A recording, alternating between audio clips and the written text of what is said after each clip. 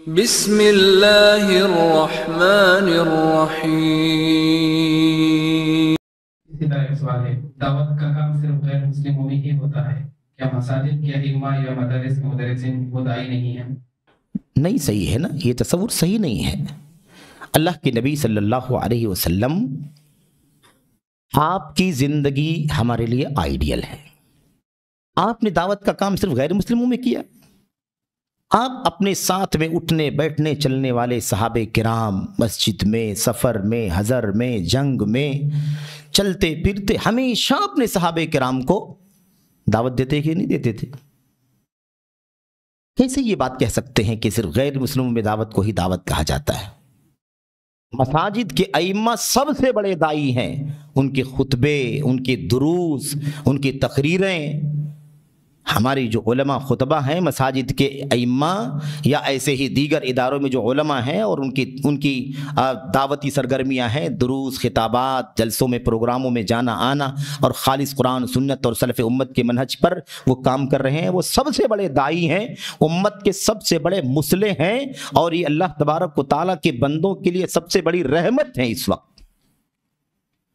رہی بات غیر مسلموں میں دعوت کی، غیر مسلموں میں دعوت دینے سے کوئی انکار نہیں کرتا، لیکن ملک کے حالات اور اس کے ماحول کو، اس کے مثبت، اس کے مالہو کو، ما علیہ کو، اس کے تقاضوں کو اور اس سے ہونے والے فوائد کو، نقصان کو بہت زیادہ گہرائی سے سمجھنے اور جاننے کی ضرورت ہے۔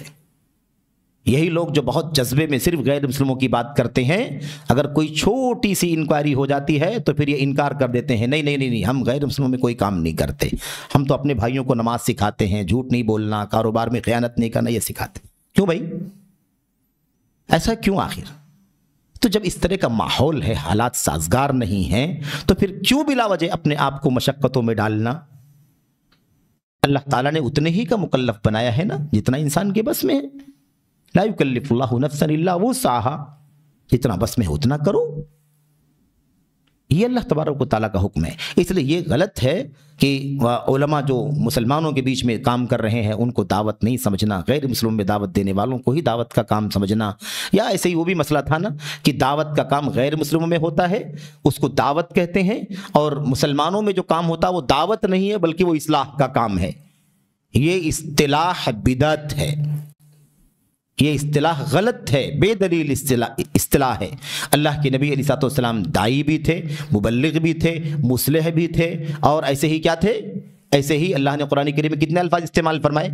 اللہ تعالیٰ نے استعمال فرمایا اعلام، اللہ نے استعمال فرمایا وصیت، ایسے اللہ تعالیٰ نے استعمال فرمایا سورہ عصر کے اندر کیا؟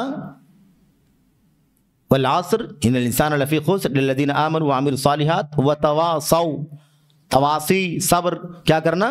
ایک دوسرے کو وصیت کرنا، حق کی وصیت کرنا، حق کی راہ میں آنے والی مشقتوں پر صبر کرنا، اس سارے الفاظ تو دعوت، تبلیغ، اصلاح، وصیت، اعلام، اس سارے الفاظ جو بھی ہیں سب ایک جیسے الفاظ ہیں۔ تفریق کرنا کہ مسلمانوں کے لیے غیر مسلموں کے لیے ہے، یہ ایک نئی اصطلاح ہے جس کی کوئی دلیل نہیں کتاب و سنت کے اندر۔ کیا اللہ کے نبی علیہ الصلوۃ والسلام کے بارے میں یہ کہا جائے گا کہ آپ علیہ الصلوۃ والسلام داعی تھے تو مسلمانوں کے نہیں تھے، کافروں کے تھے، اور مسلمانوں کے لیے آپ داعی نہیں تھے، مصلح تھے؟ یہ کیا طریقہ ہے؟ اس کی کیا دلیل ہے؟ یہ تفریق بلا دلیل ہے، اس سے بچنے کی ضرورت ہے۔ جزاکم اللہ خیرا۔ اسی طرح سوال، صرف مدارس میں پڑھے ہوئے لوگ ہی کیا عالم ہیں، یا کوئی آدمی کسی اور ذریعے سے علم حاصل کرے کیا وہ بھی عالم ہے؟ ہاں بالکل، یہ کس نے کہا کہ صرف مدرسے کے پڑھنے والے ہی عالم ہوتے ہیں؟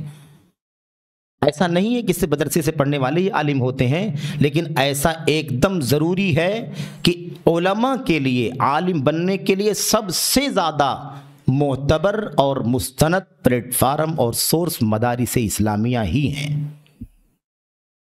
اصل سورس علم حاصل کرنے کا مدارس ہی، اس میں کوئی شک نہیں، اس کا کوئی انکار نہیں کر سکتا، لیکن ایسا نہیں ہے کہ جو مدرسے میں پڑھے گا وہی عالم بنے گا اور کسی سورس سے وہ علم حاصل نہیں کر سکتا، ایسی بات نہیں ہے۔ الحمدللہ مدرسے میں پڑھیں تو ٹھیک ہے، مدرسے میں نہیں بھی پڑھا तो अल्हम्दुलिल्लाह अहले इल्म की शागिर्दी में रह करके कुरान, हदीस, तफसीर, अकीदा और जो भी उलूम शरीयत है उसे पढ़ करके वो सलाहियत हो जाए, मुतमक्किन हो जाए और बड़े उलमाए किराम उसके बारे में वाकई गवाही दें कि हाँ ये अब वाकई इल्म फैलाने और दावत देने और पर्चों को पढ़ाने के या आवाम को रहनुमाई करने के काबिल हो चुके हैं, बिलाशुबा वो आलिम है, कोई हर्ज की बात नहीं है। लेकिन शर्त ये कि वो सीखे ना, सीखे, वो इल्म हासिल करे। ये सिर्फ बहाने के लिए इस तरह के सवालात बहुत सारे लोग करते हैं, जिसने किया उस पर मैं एतराज़ नहीं कर रहा हूँ, लेकिन आमतौर पर इस तरह की बातें कब कही जाती हैं? सिर्फ मुकाबले में कही जाती हैं कि भाई जो लोग मदरसे से पढ़े उनको आलिम समझा जा रहा है और हम दावत का काम करते हैं तो लोग हमको कहते हैं कि आलिम ही नहीं हो। ऐसा नहीं है। मसला ये कि आप सीखें ना, इल्म हासिल करें जो इल्म हासिल होना चाहिए। आप मस्जिदों में बैठ करके इल्म हासिल कर लें, किसी बाद चंद उलमाए किराम की शागिर्दी में बैठ करके इल्म हासिल कर लें, साहिबे इल्म हो जाएं सही मानों में, अहलन व सहलन, ये ज़रूरी है। जज़ाकुमुल्लाहु खैरन।